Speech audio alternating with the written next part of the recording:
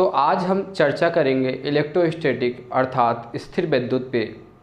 तो चलिए शुरू करते हैं आज का टॉपिक।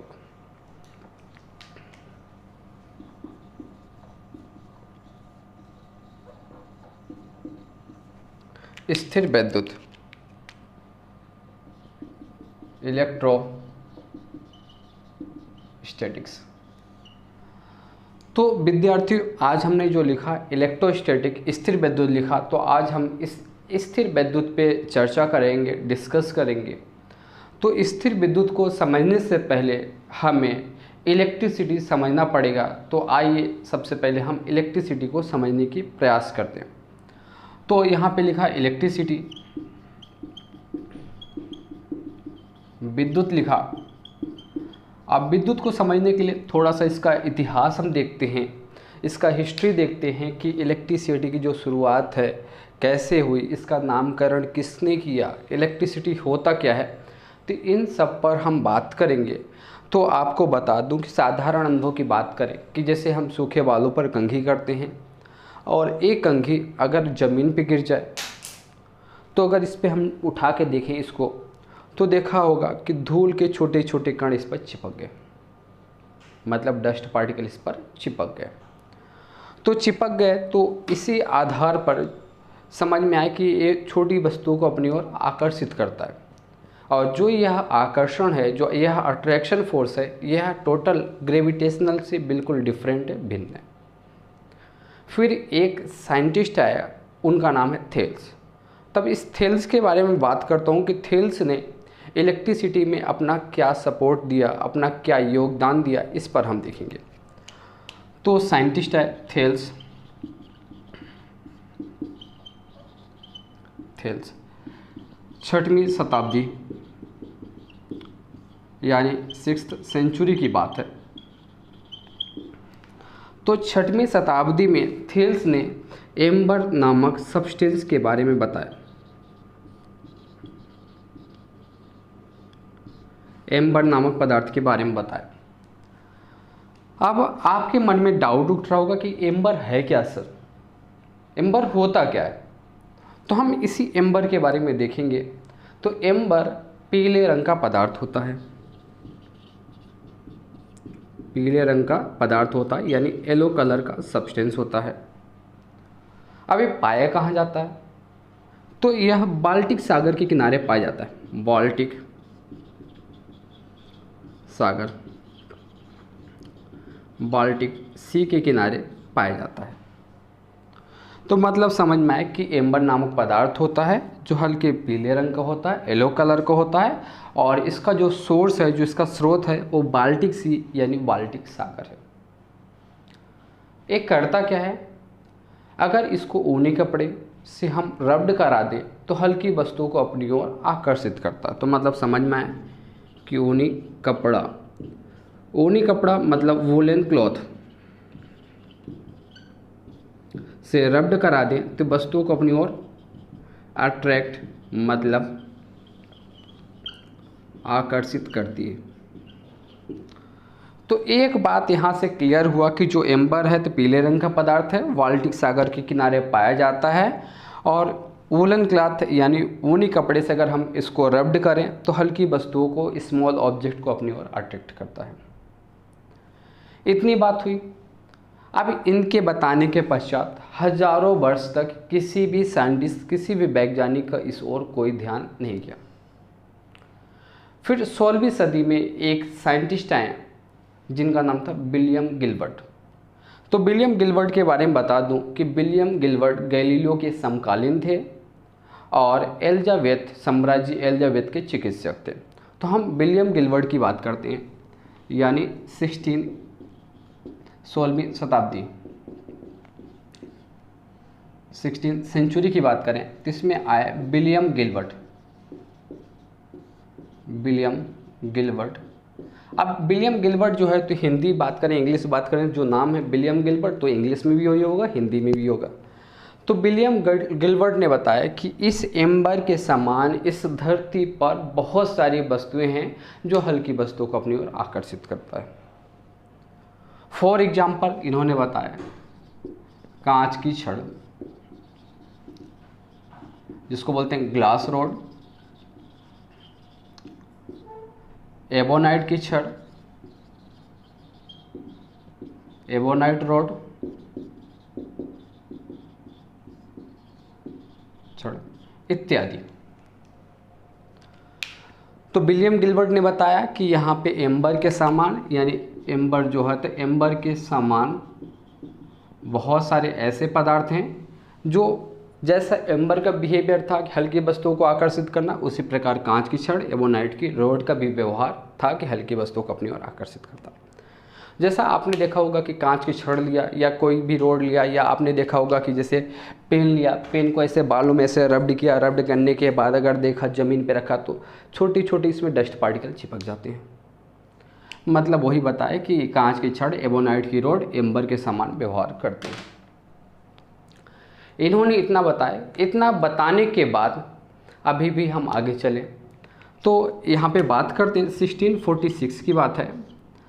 तो 1646 में थॉमस ब्राउन आए, थॉमस ब्राउन। तो थॉमस ब्राउन ने क्या किया कि जो एम्बर के बारे में जो थील्स बताए थे, और इन्होंने कहना चाहिए कि विलियम गिलबर्ट बताए थे, तो इसी एम्बर को उठाया और इस पर स्टडी करना स्टार्ट किया। तो इन्होंने फिर से एम्बर लिया, एम्बर के बारे में अध्ययन किया, स्टडी किया। तो इन्होंने स्टडी अध्ययन करने के बाद देखा कि इसको जो ग्रीक शब्द है,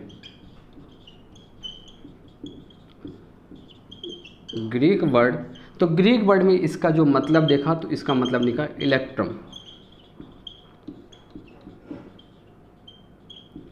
इलेक्ट्रम आया और इस प्रकार इलेक्ट्रम से इसका जो नामकरण पड़ा वो इलेक्ट्रिसिटी पड़ा।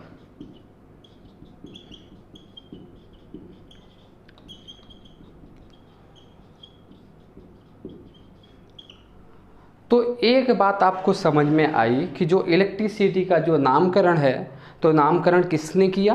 थॉमस ब्राउन ने किया। कब किया? 1646 पर। किसके आधार पर किया? एम्बर के आधार पर। एम्बर क्या है? एम्बर का मतलब होता है कि ग्रीक शब्द में इसका मतलब देखा, मीनिंग देखा तो इलेक्ट्रम, और इलेक्ट्रम से इलेक्ट्रिसिटी आया। तो एक बात समझ में आई कि 1646 में थॉमस ब्राउन को इलेक्ट्रिसिटी का जनक बोला जाता है, या इलेक्ट्रिसिटी नाम प्रदान किया। अब बात करते हैं इसकी जो परिभाषा है, कि इसकी जो डिफिनेशन है कि इलेक्ट्रिसिटी की डिफिनेशन क्या होगी।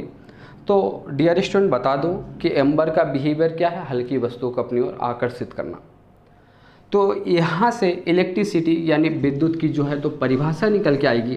तो इसकी मैं आपको परिभाषा बताता हूँ कि इलेक्ट्रिसिटी की परिभाषा किस प्रकार डिराइव किया, किस प्रकार जनरेट किया, तो उसकी हम बात करें।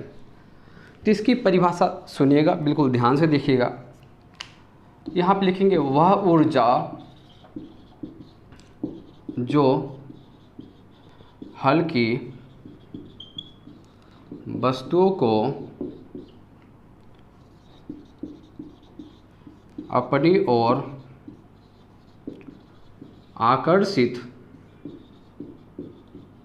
करता है उसे विद्युत कहा जाता है। फिर से एक बार परिभाषा बताता हूँ। वह ऊर्जा जो हल्की वस्तुओं को अपनी ओर आकर्षित करता है, मतलब अट्रैक्ट करता है, उसे विद्युत कहा जाता है। हल्की मतलब स्मॉल पार्टिकल। इंग्लिश में इसकी डिफिनेशन जो है तो मैं बता देता हूँ। तो यहाँ पे इसकी परिभाषा होगी, those energy which attract small particle is called electricity. यहाँ पे लिखने की ज़रूरत नहीं है, मैंने बोल दिया। फिर से एक बार रिवाइज करा देता हूँ, फिर से एक बार रिपीट कर देता हूँ। वह ऊर्जा जो हल्की वस्तुओं को अपनी ओर आकर्षित करता है उसे विद्युत कहा जाता है। ये हिंदी में हुआ, और इंग्लिश में बोलता हूँ, those energy which attract small particle is called electricity. इस प्रकार हमने विद्युत की परिभाषा डिफिनेशन देखा। अब देखने के बाद एक टॉपिक और होता है इस पर, तो हम उस पर बात करते हैं, जिसका नाम है घर्षण विद्युत। घर्षण विद्युत, घर्षण विद्युत को बोलते हैं फ्रैक्शनल इलेक्ट्रिसिटी। डियर स्टूडेंट, नाम से समझ में आ रहा, फ्रैक्शनल इलेक्ट्रिसिटी। तो जो ये घर्षण वर्ड लिखा हूँ, यानी जो ये फ्रिक्शन वर्ड लिखा हूँ, तो यहाँ से आपको समझ में आया होगा। 10th क्लास में, 11th क्लास में आपने देखा होगा कि घर्षण का मतलब होता है एक वस्तु है दूसरी वस्तु है। जब एक वस्तु को दूसरी वस्तु पर चलाया जाता है, मूव कराया जाता है, तो उनके कॉन्टैक्टिंग सरफेस, उनके संपर्क तलों के मध्य जो बल लगता है, उस बल को हम घर्षण बल या घर्षण कहते हैं, यानी फ्रिक्शन कहते हैं। और हमें यहाँ पे फ्रैक्शनल इलेक्ट्रिसिटी देखना है। तो इसमें दो वस्तुएं होंगी, पहली वस्तु ए, दूसरी वस्तु ए है। एक दूसरे को आपस में रब्ड करा दिया, तो रब्ड कराने के कारण जो विद्युत उत्पन्न होती, उस विद्युत का नाम है घर्षण विद्युत। तो इसकी परिभाषा होगी, दो वस्तुओं को आपस में रगड़ने पर जो विद्युत उत्पन्न होता है उसे घर्षण विद्युत कहा जाता है। इंग्लिश में परिभाषा देखेंगे, when two substances are rubbed to each other then produced electricity is known as fractional electricity। अब इस फ्रैक्शनल इलेक्ट्रिसिटी का हम अपने दैनिक जीवन में एग्जाम्पल देखते हैं। फॉर एग्जाम्पल की बात करें, जैसे गर्मी के दिनों में देखा होगा कि जैसे कपड़े आप उतारते हैं तो उसमें चट से आवाज़ आती है, तो मतलब समझ में आए कि वो फ्रैक्शनल इलेक्ट्रिसिटी है। कभी आपने देखा होगा कि बस में सफ़र कर रहे हैं और देखा होगा कि जो यहाँ पे लोहे की जो रोड होती है उसको अगर टच करो तो ऐसा लग रहा है कहीं करंट का झटका लगा। तो मतलब समझ में आया कि फ्रैक्शनल मतलब दो वस्तुओं को आपस में रब्ड कराना, यानी दो वस्तुओं को आपस में रगड़ने पर जो विद्युत उत्पन्न होता है उसे घर्षण विद्युत कहा जाता है। फॉर एग्जाम्पल और बात करूं तो जैसे देखा होगा कि एक पत्थर लिया, दूसरा पत्थर लिया, एक पत्थर को दूसरे पत्थर से रब्ड कराया, रगड़ा, कोलाइड कराया, तो उसमें एक चिंगारी उत्पन्न होती है। तो मतलब समझ में कुल आया कि यहाँ पे दो वस्तुओं को आपस में रब्ड कराने पर जो इलेक्ट्रिसिटी प्रोड्यूस होती है उस इलेक्ट्रिसिटी का नाम है घर्षण विद्युत, यानी फ्रैक्शनल इलेक्ट्रिसिटी। इतनी बात क्लियर हो गई। अब क्लियर होने के बाद हमें पढ़ना है स्थिर वैद्युत यानी इलेक्ट्रोस्टैटिक। तो इलेक्ट्रोस्टैटिक के अंतर्गत सबसे पहले चार्ज पर हम स्टडी करेंगे, चार्ज पे अध्ययन करेंगे, क्योंकि विदाउट चार्ज हम इस चैप्टर, इस टॉपिक को नहीं पढ़ सकते। तो हम चार्ज के बारे में देखेंगे। तो चार्ज को बिल्कुल बेसिक से देखते हैं कि यहाँ पे इसकी जो डिफिनेशन है, इसकी जो परिभाषा है वो क्या है, तो उसकी हम बात करते हैं। तो यहाँ पे लिखता हूँ चार्ज यानी आवेश। तो डियर स्टूडेंट, आपको बता दूं कि जो चार्ज है, तो चार्ज को हिंदी में आवेश बोला जाता है। इसका दूसरा नाम भी है जिसका नाम है इलेक्ट्रोफाइड, यानी यहाँ पे इलेक्ट्रीफाइड, जिसको हिंदी में बोलते हैं विद्युन्म। हिंदी इंग्लिश दोनों में ध्यान रखिएगा, चार्ज यानी आवेश या इसका दूसरा नाम है इलेक्ट्रीफाइड यानी विद्युन्म। इसकी जो परिभाषा है, तो जो हमने इलेक्ट्रिसिटी की परिभाषा देखा और यहाँ पे जो चार्ज की परिभाषा देखा, दोनों लगभग सिमिलर है, दोनों समान है, सिर्फ थोड़ा सा डिफरेंस और डिफरेंस बताता हूँ। इलेक्ट्रिसिटी में आपने पढ़ा था वह ऊर्जा जो हल्की वस्तुओं को अपनी ओर आकर्षित करता। हम चार्ज आवेश या इलेक्ट्रीफाइड में बात करेंगे कि किसी पदार्थ का वह गुण जो हल्की वस्तु को अपनी ओर आकर्षित करता है उसे आवेश कहा जाता है। परिभाषा भी देख लेता हूँ। किसी पदार्थ का वह गुण जो हल्की वस्तुओं को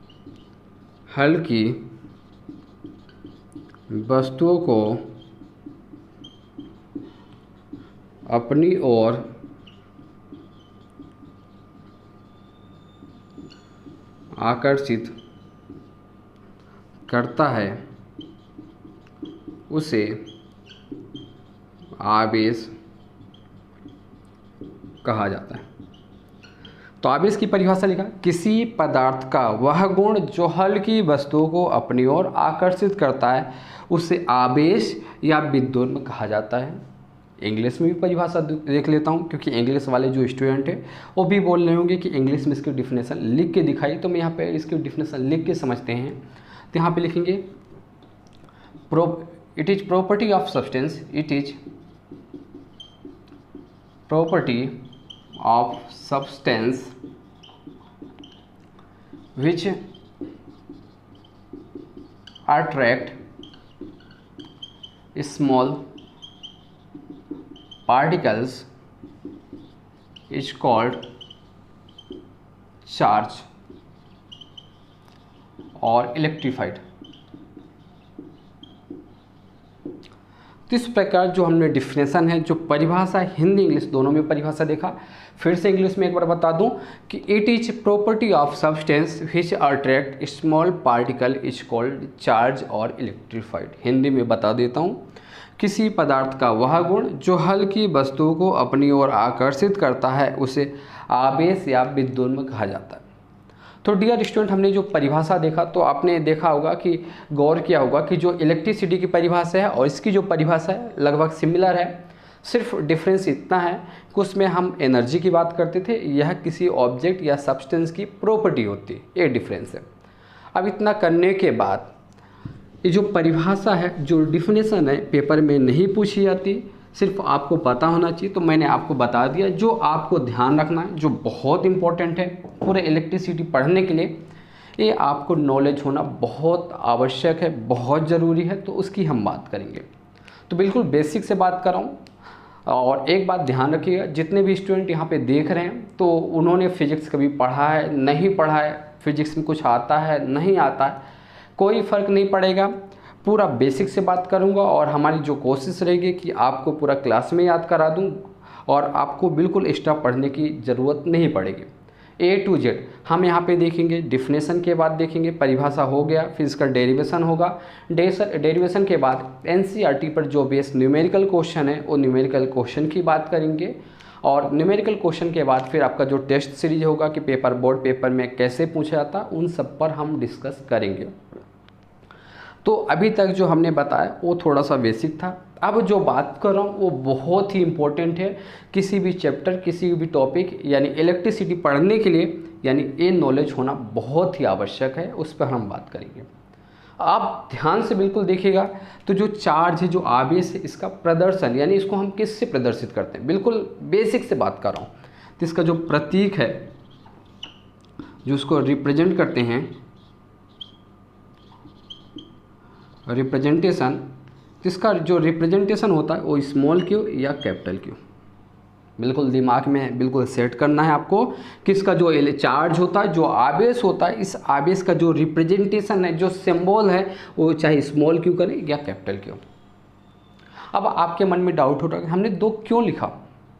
डियर स्टूडेंट, इसलिए लिखा क्योंकि वो डिपेंड करता है कि आपकी श्रद्धा क्या है, स्मॉल में लिखना है, कैपिटल में लिखना, जो लिखना वो लिखिए, दोनों का मतलब एक है, चार्ज यानी आवेश। इतना होने के बाद हम बात करते हैं यूनिट यानी मात्रक की बात करेंगे। तो यहाँ पे हम दो मात्रक की बात करता हूँ और ये मात्रक पेपर में पूछा जाता है और किसी भी कॉम्पिटिटिव एग्जाम की अगर आप तैयारी करें तो उस पेपर में भी मात्रक पूछा गया है। तो मात्रक ध्यान रखिएगा। तो इस मात्रक के अंदर हम पहले बात करेंगे SI यूनिट। तो डियर स्टूडेंट, हमने दो प्रकार, यहाँ पे चार प्रकार के सिस्टम ऑफ यूनिट में देखा होगा कि जो सबसे पहला था CGS यूनिट यानी 11th में पढ़ाया गया होगा। दूसरा पढ़ा होगा आपने FPS सिस्टम, थर्ड पढ़ा होगा MKS और फोर्थ है यहाँ पे SI सिस्टम। तो हम SI और CGS की बात करेंगे। तो SI सिस्टम में इसका जो यूनिट होता है वो कूलाम होता है। और ध्यान रखिएगा, इतना बड़ा हम नहीं लिखेंगे, कूलाम को शॉर्टकट में C लिखेंगे। तो एक बात समझ में आए कि इसका जो मात्रक होगा वो होगा कूलाम। अगर जैसे हमने लिखा 10 C लिखा, मतलब समझ जाना चार्ज की बात करो यानी 10 कूलाम की बात करो। CGS यूनिट की बात करूं, CGS मात्रक की बात करूं तो होता है स्टैट कूलाम। स्टैट कूलाम यानी स्थैत कूलाम। इतना होने के बाद इसका डायमेंशनल फॉर्मूला बीमी सूत्र देखते हैं। 11th क्लास में पढ़ लिया होगा और नहीं पढ़ा होगा तो कोई बात नहीं, मैं बता देता हूँ। बीमी सूत्र, बीमी सूत्र को बोलते हैं डायमेंशनल फॉर्मूला। DF मतलब डायमेंशनल फॉर्मूले की बात करूँगा। तो डायमेंशनल फॉर्मूला हमेशा MLT के फॉर्म में लिखा जाता है। तो यहाँ पे मैं इसका लिख देता हूँ। तो क्या है, यहाँ पे m की पावर 0, l की पावर 0, T। अब बहुत सारे स्टूडेंट सोच रहे होंगे सर ने क्या लिखा है, ये कैसे आए। तो देखिए, और 10th क्लास में एक छोटा सा डिफिनेशन, छोटी सी परिभाषा यानी फॉर्मूला देखा होगा, I=Q/T। यानी I का मतलब होता है धारा, Q का मतलब होता है चार्ज, T मतलब होता है यहाँ पे समय। तो आवेश प्रवाह की दर को विद्युत धारा कहते हैं। Rate of flow of charge is called current. तो यहाँ से हमें क्यू निकालना, तो क्यू इक्वल टू क्या होता है आई टी। और विद्यार्थियों आपने देखा है कि जो करंट है तो करंट को एम्पियर ने डिफाइन किया था, एम्पियर ने बताया था। तो यहाँ पे आई मतलब करंट के स्थान पे होगा ए, ये फॉर एम्पियर। और समय का जो डायमेंशनल फॉर्मूला जो लिखा जाता है वो टी, तो ए टी हो गया। और हम डायमेंशनल फॉर्मूला लिखते हैं तो एम एल टी के फॉर्म में लिखते हैं। तो यहाँ पे मास तो दिख नहीं रहा है, तो मास नहीं दिख रहा है तो एम की पावर हो गया 0, लेंथ भी नहीं दिख रहा तो लेंथ की पावर 0, टी दिख रहा है मतलब लिख दिया, ए भी दिख रहा लिख दिया। तो इस प्रकार डियर स्टूडेंट यहाँ पे आया एम की पावर 0, एल की पावर 0, टी ए, वही लिखा हो एम की पावर 0, एल की पावर 0 और टी ए। अब इतना होने के बाद हम इस पर राशि की बात करेंगे कि यहाँ पे लिखा राशि यानी क्वांटिटी। तो इस क्वांटिटी को बिल्कुल ध्यान रखिएगा, बहुत सारे स्टूडेंट कंफ्यूज होते हैं और इस वजह से पेपर में पूछा जाता है। तो यहाँ पे सदिश राशि है, अदिश राशि यानी स्केलर या वेक्टर, उसकी बात करते हैं। यहाँ पे होता है स्केलर क्वांटिटी, स्केलर क्वांटिटी यानी अदिश राशि। अब आपके मन में डाउट उठ रहा होगा कि अदिश राशि क्या होता है। वह राशि जिसमें केवल और केवल परिमाण होता है, मैग्नीट्यूड होता है, डायरेक्शन नहीं होती, उसे हम बोलते हैं अदिश राशि।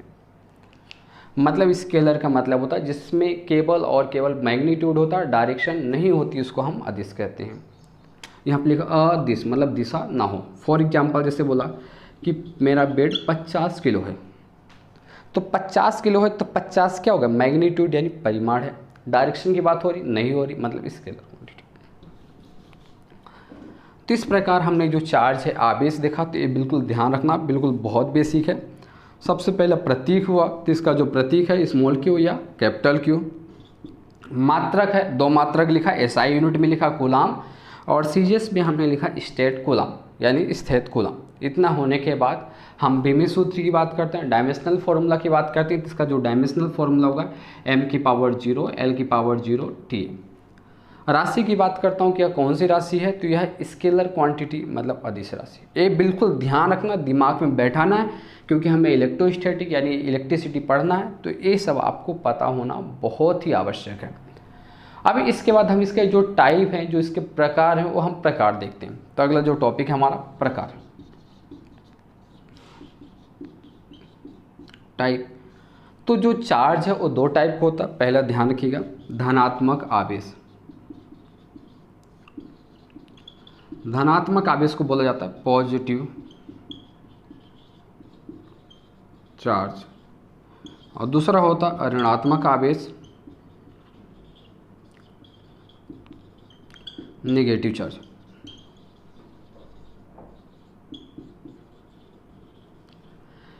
एक बात समझ में आए कि जो चार्ज है वो चार्ज 2 प्रकार का होता है। एक होता है धनात्मक चार्ज और दूसरा होता है ऋणात्मक चार्ज, मतलब धन आवेश और ऋण आवेश।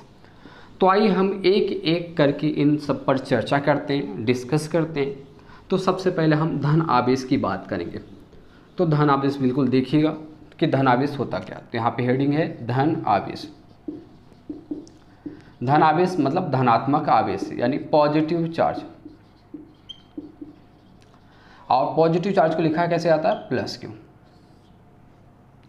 बिल्कुल ध्यान दीजिएगा। तो इस पॉजिटिव चार्ज को पढ़ने के लिए सबसे पहले हम रोड बनाते हैं। तो यहाँ पे एक ग्लास रोड लिया, ग्लास रोड मतलब होता है कांच की छड़। ग्लास रोड लिया, फिर यहाँ पे लिया सिल्क क्लॉथ, सिल्क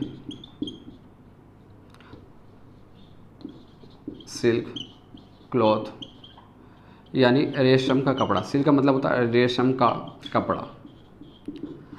हमने कांच की छड़ और रेशम के कपड़े को लिया और दोनों को आपस में रब्ड कर दिया। फॉर एग्जांपल आप एज्यूम करिए, ये कांच की छड़ है, ये रेशम का कपड़ा है, दोनों कैसे रब्ड कर दिया, रगड़ दिया।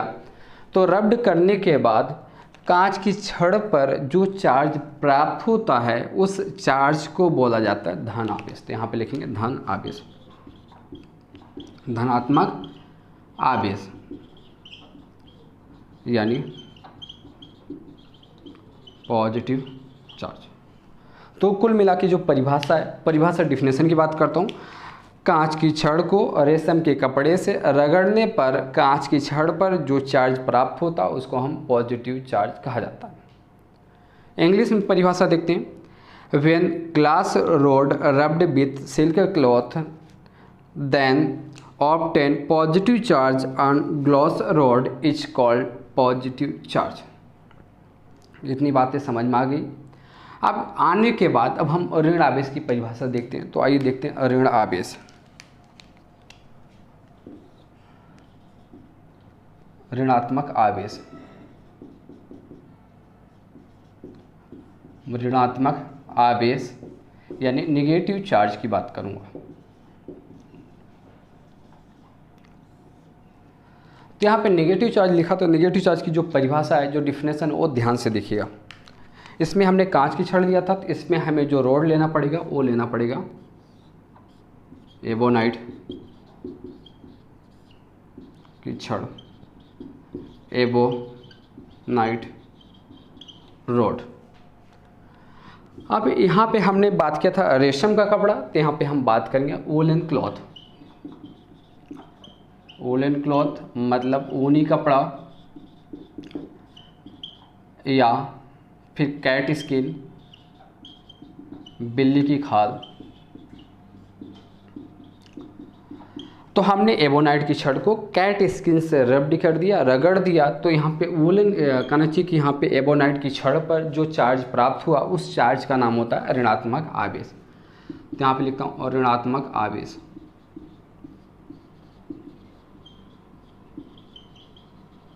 Negative charge. तो इस प्रकार ऋणात्मक आवेश आया। तो ऋणात्मक आवेश में परिभाषा बता दूं कि एबोनाइट की छड़ को ऊनी कपड़े या कैट स्किन यानी बिल्ली की खाल से रब्ड करने पर, रगड़ने पर एबोनाइट की छड़ को पर जो आवेश प्राप्त होता है उस आवेश का नाम है ऋण आवेश। इंग्लिश में बात करें तो when ebonite rod rubbed with cat skin और woollen cloth then obtain charge on ebonite rod is called negative charge. तो इस प्रकार हमने जो चार्ज देखा, दो प्रकार का देखा, एक होता ऋणात्मक आवेश और दूसरा होता धनात्मक आवेश। ऋणात्मक आवेश कांच की छड़ से उत्पन्न हुआ और जो यानी धनात्मक आवेश कांच की छड़ से उत्पन्न हुआ। जो ऋणात्मक आवेश है वो एबोनाइट की रोड से उत्पन्न हुआ। तो आइए हम थोड़ा सा और डिस्कस करते हैं। तो सबसे पहले जो चार्ज आया था वो कहाँ से आया था? कांच की छड़, ग्लास रोड। फिर दूसरा जो चार्ज प्राप्त हुआ था एबोनाइट रोड, जिसको बोलते हैं एबोनाइट की छड़। तो कांच की छड़ से जो आवेश उत्पन्न हुआ था तो उस आवेश का नाम था कंचाव रखा गया था। कंचाव यानी विट्रियस। एबोनाइट की रोड से जो चार्ज प्राप्त हुआ उस चार्ज का जो नाम रखा गया था रेजनी।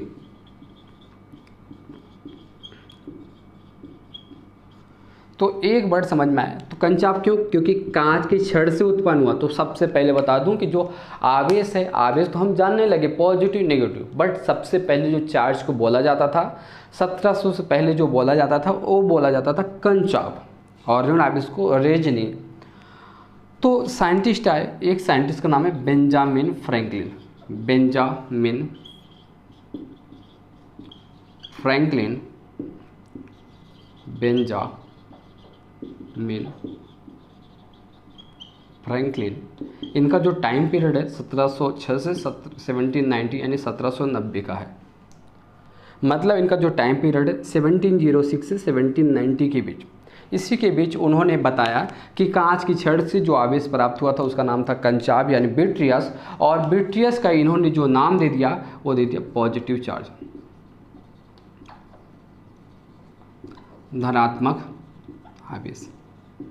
तो एक बात ध्यान में समझ में आ गया होगा कि जो कांच की छड़ से आवेश प्राप्त हुआ था उसका नाम कंचाव, और कंचाव का ही जो नाम है वो है पॉजिटिव चार्ज पड़ा, और देने वाले साइंटिस्ट हैं बेंजामिन फ्रैंकलिन। अब एबोनाइट की छड़ को हमने रब्ड किया, रब्ड करने के बाद जो चार्ज प्राप्त हुआ था उसका हमने नाम दिया था रेजनी, और बेंजामिन फ्रैंकलिन ने आया तो उस रेजनी का जो नामकरण है वो दे दिया नेगेटिव चार्ज, नेगेटिव चार्ज यानी ऋणात्मक आवेश। तो विद्यार्थियों, अगर आपसे कोई पूछा कि कंचाव है क्या, पॉजिटिव चार्ज है। रेजनी है क्या, negative charge. Positive charge negative charge का जो नामकरण है वो किसने दिया, बेंजामिन फ्रैंकलिन दिया। उनका टाइम पीरियड अगर सब पूछ लिया है तो कब है, 1706 से 1790 यानी 1790 की बात है। अब इतना होने के बाद विद्यार्थियों, जैसे हमने बात किया कि यहाँ पे इलेक्ट्रोस्टैटिक जो टॉपिक डाला है तो इस पर अब हम डिस्कस करेंगे, इस पर हम बात करेंगे। तो आइए सबसे पहले हम इस पर देखते हैं। तो हमने जो विद्युत देखा, विद्युत मतलब इलेक्ट्रिसिटी, तो इस इलेक्ट्रिसिटी को दो पार्ट में डिवाइड किया। जो पहला पार्ट है वो है स्थिर वैद्युत, इलेक्ट्रोस्टैटिक्स, और जो दूसरा पार्ट है वो है धारा विद्युत, करंट इलेक्ट्रिसिटी। तो विद्यार्थियों, अब आपका जो टॉपिक है जो यहाँ पे लिखा हुआ स्थिर विद्युत, अब वो क्लियर होगा कि होता क्या है, उसकी हम बात करें। तो जब हम पूरे इलेक्ट्रिसिटी की बात करते हैं, जब पूरा इलेक्ट्रिसिटी पढ़ते हैं तो उस इलेक्ट्रिसिटी को दो पार्ट में डिवाइड करते हैं, यानी दो पार्ट में, दो शाखाओं में बांटकर हम पूरे इलेक्ट्रिसिटी की बात करते हैं। तो जो सबसे पहला पार्ट है वो स्थिर विद्युत है, और जो सेकेंड पार्ट है वो धारा विद्युत यानी करंट इलेक्ट्रिसिटी है। तब इस स्थिर विद्युत पे हम बात करते हैं। तो क्यू का मतलब आप सबको पता होगा, मैंने जैसे बता चुका है। तो क्यू का मतलब होता है कि आवेश, मतलब चार्ज। और ये जो चार्ज है, जो आवेश है, अगर ये आवेश रेस्ट में होता है, विराम अवस्था में होता है, यहाँ पे लिखा रेस्ट मतलब विराम। अब विराम क्यों लिखा, क्योंकि लिखा स्थिर। अब स्थिर होना चाहिए, क्या स्थिर होना चाहिए, आवेश स्थिर होना चाहिए। यहाँ पे लिखा स्टैटिक मतलब रुका होना चाहिए, क्या रुका होना चाहिए, यानी चार्ज रुका होना चाहिए।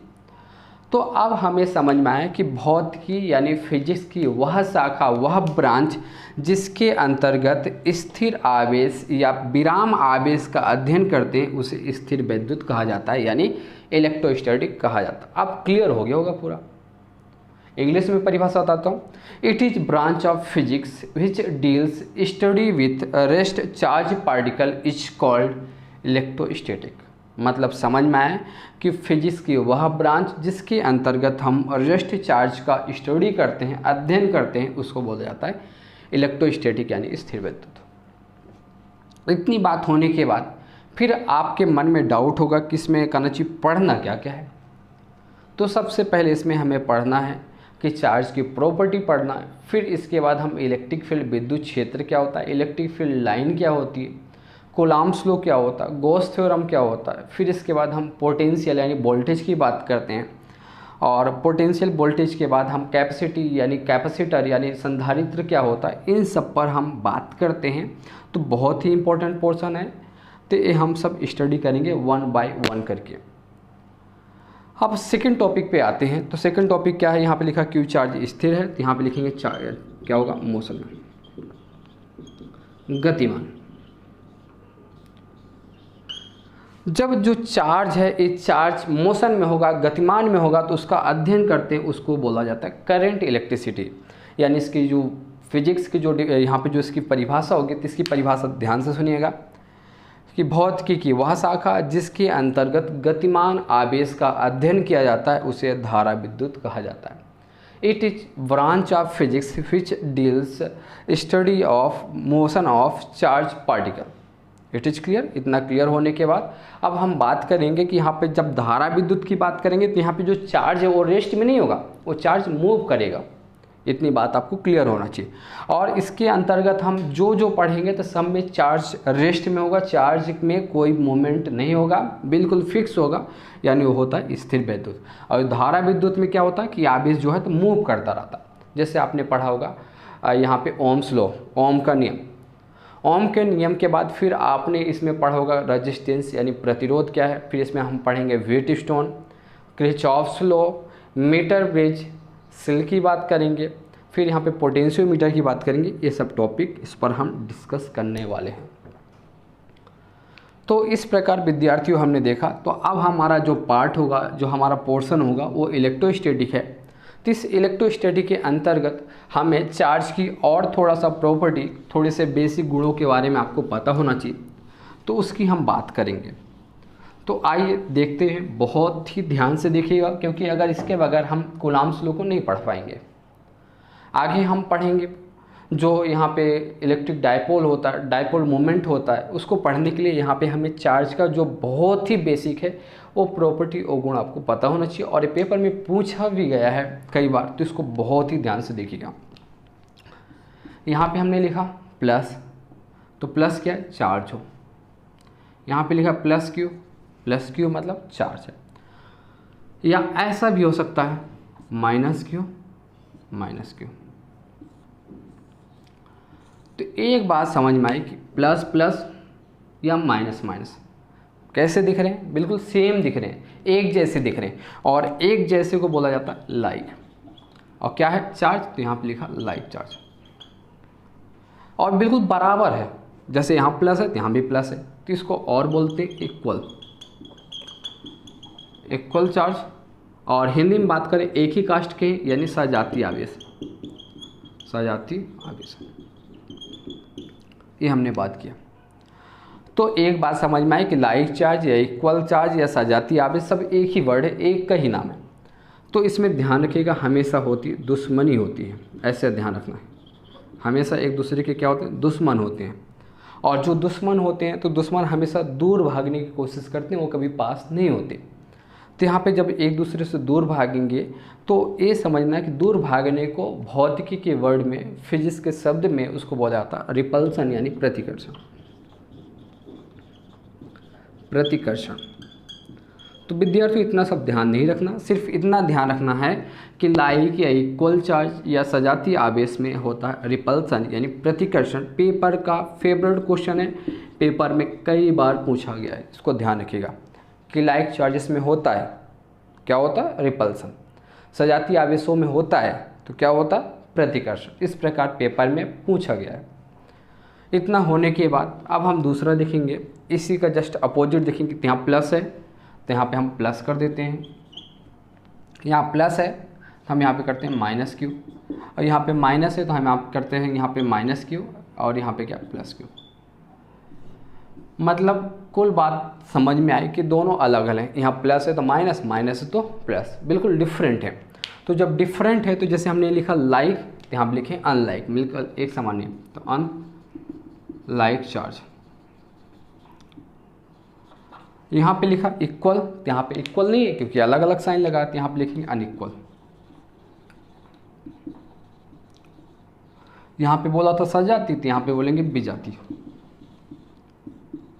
तो ध्यान रखिएगा, विजातीय आवेश में दोस्ती होती है, और जहाँ पे दोस्ती होता है वहाँ पे होता है, आपको पता होगा कि वहाँ पे प्यार होता है, वहाँ पे लगाव होता है, वहाँ पे अट्रैक्शन होता है। तो फिजिक्स के वर्ड में उस दोस्ती, उस प्यार को बोला जाता है अट्रैक्शन, मतलब आकर्षण।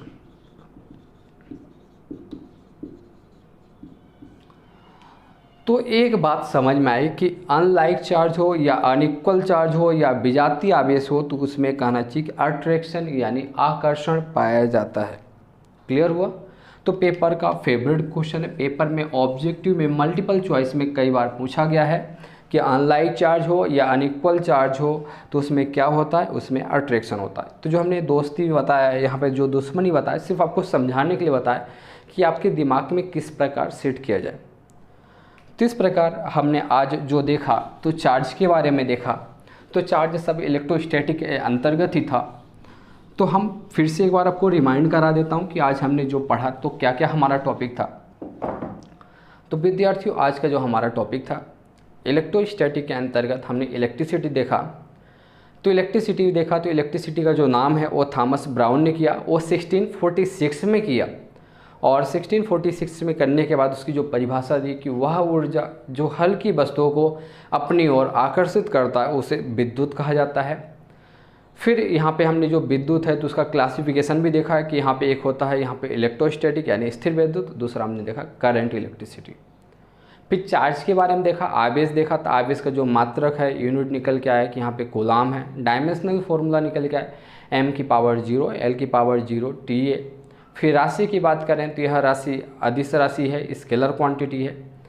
फिर हमने देखा कि जो चार्ज है वो दो प्रकार का होता है, एक होता है पॉजिटिव चार्ज और एक नेगेटिव चार्ज। इतना करने के बाद हमने बताया कि अगर यहाँ पे इक्वल चार्जेस हो तो वहाँ पे होता है रिपल्सन, अगर अलग अलग हैं, डिफरेंट हैं, अनलाइक हैं तो वहाँ पे अट्रैक्शन। तो इस प्रकार आज हमने इलेक्ट्रोस्टैटिक के अंतर्गत चार्ज है, इलेक्ट्रिसिटी है, इन सब पर चर्चा किया, बात की है। अब नेक्स्ट क्लास में हम देखेंगे कि यहाँ पे जो आवेश है, आवेश की प्रॉपर्टी है, तो तीन प्रॉपर्टी होती है। एक होता है कंजर्वेशन ऑफ चार्ज, दूसरा होता है क्वांटाइजेशन ऑफ चार्ज यानी आवेश का क्वांटीकरण, और थर्ड होता है एडिटिव ऑफ चार्ज यानी आवेशों की योज्यता। फिर इसके बाद कूलाम्ब्स लॉ यानी कूलाम्ब्स लॉ की बात करेंगे, तो ये हम सब नेक्स्ट क्लास में देखने वाले हैं।